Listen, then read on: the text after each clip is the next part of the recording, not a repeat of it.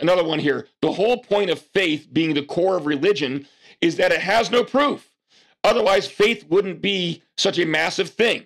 His arguments work perfectly well for what it needs to convey. And this is another example, thank you for proving my point, of so many skeptics don't even take the time to understand the view that they are criticizing.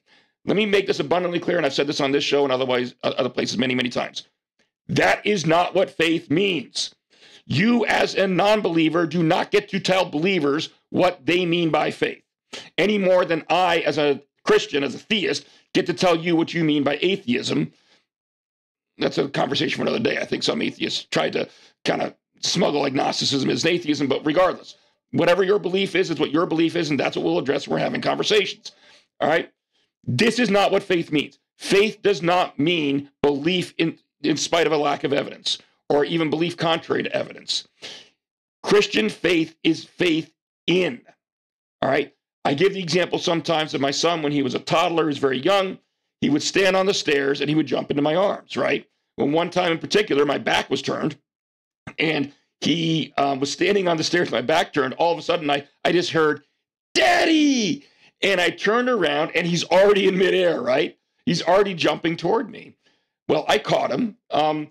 Did he act out of, when I say that he jumped, though, at the time he jumped, he had faith that I would catch him. He had faith in me. Was it blind faith? No. Why? Because he'd done it a million times before, and I'd always caught him. So while he didn't have 100% guarantee, that much is sure, there's never 100% guarantees, he did have a rational basis for believing that if he jumped, I would catch him based on his plethora of past experience. All right? He had faith in me. This is what Christianity means by faith, folks. It's having faith in Jesus, having faith in God.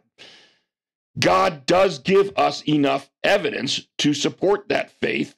We never will unless impacted by the Holy Spirit. Again, that's another theological discussion. But he does give us enough evidence for that faith to be rational faith, just like my son had enough evidence that I would catch him before he jumped. All right? But this type of comment, the whole point of faith being the core of religion is that it has no proof.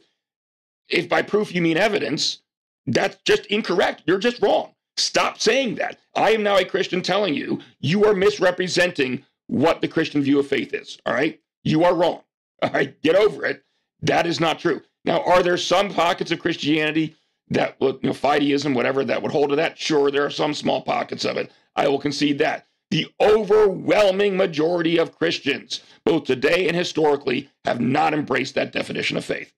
It is something that skeptics and atheists want to be true, and so you'll go around and keep telling people it's true. It's a straw man argument. You are committing the straw man fallacy. You are creating a false statement, representation of your opponent's belief that's easier to tear down rather than addressing the true one. So that is an incorrect statement.